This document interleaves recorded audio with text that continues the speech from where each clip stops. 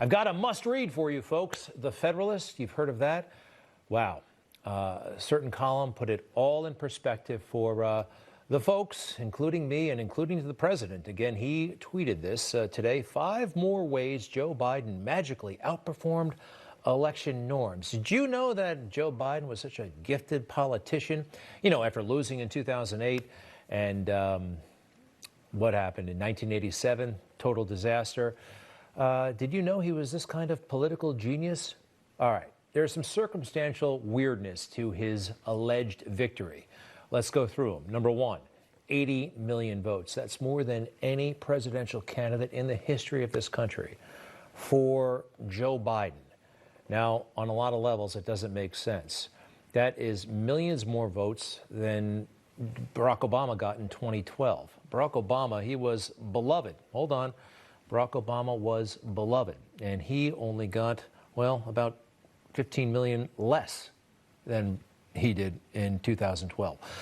Let's see here. Donald Trump gained 10 million votes than he did in 2016. And you know, no incumbent has actually gained votes and lost re-election in about 100 years. That's pretty weird. That's very, very weird. But Joe Biden somehow pulled it off. All right, how about this? Lost most bellwether counties. A couple of things here. Let's start actually at the state level.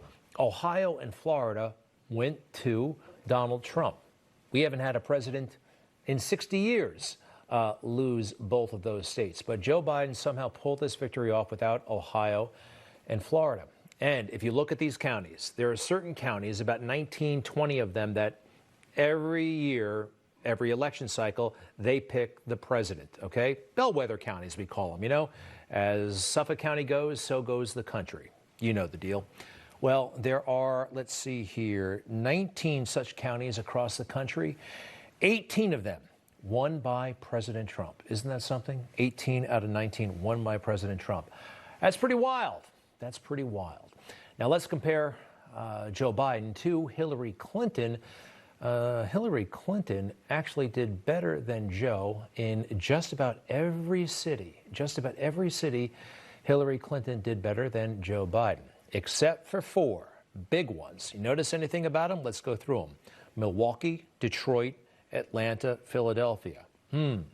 What states are they in? Wisconsin, Michigan, Georgia, Pennsylvania. Notice anything? All right. What about that blue wave that I heard all about? There was a big blue wave coming, right?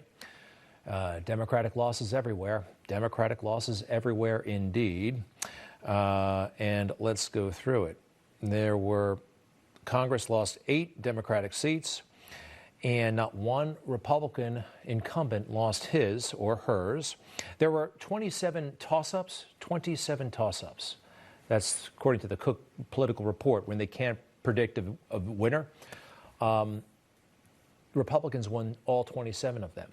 All 27 of the toss-ups were won by the Republican.